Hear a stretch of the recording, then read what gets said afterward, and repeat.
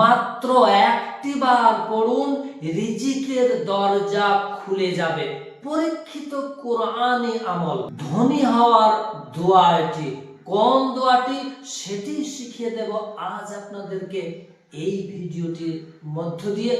এজন্যই ভিডিওটিকে বিন্দু মাত্র স্কিপ না করে শেষ মুহূর্ত পর্যন্ত মনোযোগ সহকারে দেখে চলুন। আর চ্যানেলে নতুন এসে থাকলে অবশ্যই টক করে চ্যানেলটিকে সাবস্ক্রাইব করে দিয়ে পাশের নোটিফিকেশন বেল আইকনটিকে বাজিয়ে রেখে দিন এই ধরনের আরো নতুন নতুন ভিডিও দেখার জন্য। চলুন মূল টপিকের দিকে এগিয়ে যাই। আমি হারুন রশিদ, আপনারা দেখছেন হানাফি কেল্লা মিডিয়া। যে দোয়াটি আপনাদেরকে আমি শিখিয়ে দিতে চলেছি এই ভিডিওটির মধ্য দিয়ে, এটি কোরআন হাদিস সম্মত একটি দোয়া এবং খুবই পরীক্ষিত একটি দোয়া। এই মুহূর্তে আমার হাতে যে কিতাবটি আপনারা দেখছেন, এটি তাফসিরে মারিফুল কোরআনের দ্বিতীয় খণ্ড। তাফসিরে মারিফুল কোরআনের এই দ্বিতীয় খণ্ডের আমি আপনাদেরকে পৃষ্ঠা নাম্বার বলে দিচ্ছি 1323, অর্থাৎ 1323 পৃষ্ঠায় ছোট্ট একটা ঘটনা এখানে উল্লেখ রয়েছে। তা হলো বিখ্যাত সাহাবী হযরত আব্দুল্লাহ ইবনে মাসউদ রাদিয়াল্লাহু তাআলা আনহু রোগ শয্যায় শায়িত ছিলেন। ওই সময় আমিরুল মুমিনিন হযরতে উসমান গনি রাদিয়াল্লাহু তাআলা আনহু তিনাকে দেখতে যান। তখন তাদের মধ্যে চমৎকার কিছু কথোপকথন হয়েছিল। কি সেই কথোপকথন সেটা আপনাদেরকে আমি এই তাফসিরে মারিফুল কোরআন এই তাফসির দেখে দেখে আপনাদেরকে শুনিয়ে দিচ্ছি।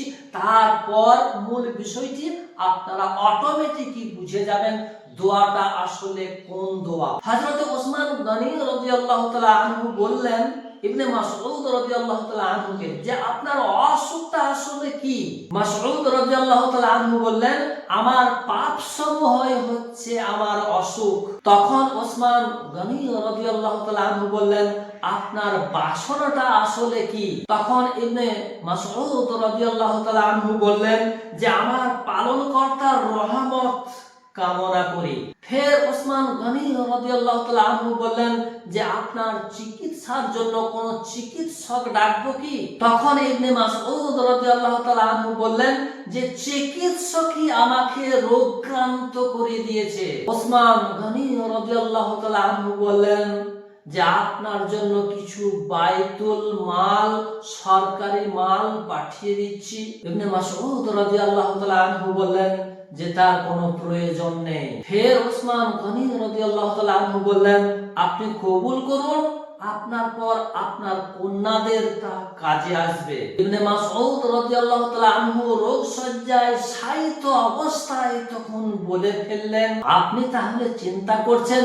যে আমার কন্যারা তাহলে উপবাসে পতিত হবে, কিন্তু আমি এরকম চিন্তা ভাবনা করি না। কারণ আমি কন্যাদেরকে জোর নির্দেশ দিয়ে রেখেছি যে প্রতি রাত্রেই তারা যেন সূরা ওয়াকিয়া পাঠ করে। কারণ আমি রাসূলুল্লাহ সাল্লাল্লাহু আলাইহি সাল্লামকে বলতে শুনেছি যে ব্যক্তি প্রতি রাত্রে সূরা ওয়াকিয়া পাঠ করবে সে কখনো উপবাস করবে না। এই সূরা যদি প্রত্যেকদিন মাগরিবের সময়ে পাঠ করা হয়, অভাব অনটন তাকে কখনোই গ্রাস করতে পারবে না। হযরত আব্দুল্লাহ ইবনে মাসউদ রাদিয়াল্লাহু তাআলা আনহু বলেছেন রাসূলুল্লাহ সাল্লাল্লাহু আলাইহি সাল্লাম বলেছেন যে ব্যক্তি প্রতিদিন রাতে সূরা ওয়াকিয়া তেলাওয়াত করবে তাকে কখনো দরিদ্রতা স্পর্শ করবে না।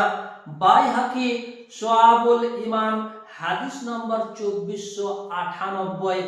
এতক্ষণে আপনারা বুঝে গেছেন যে দোয়াটা আসলে কোন দোয়া। সেটি হচ্ছে সূরা ওয়াকিয়া।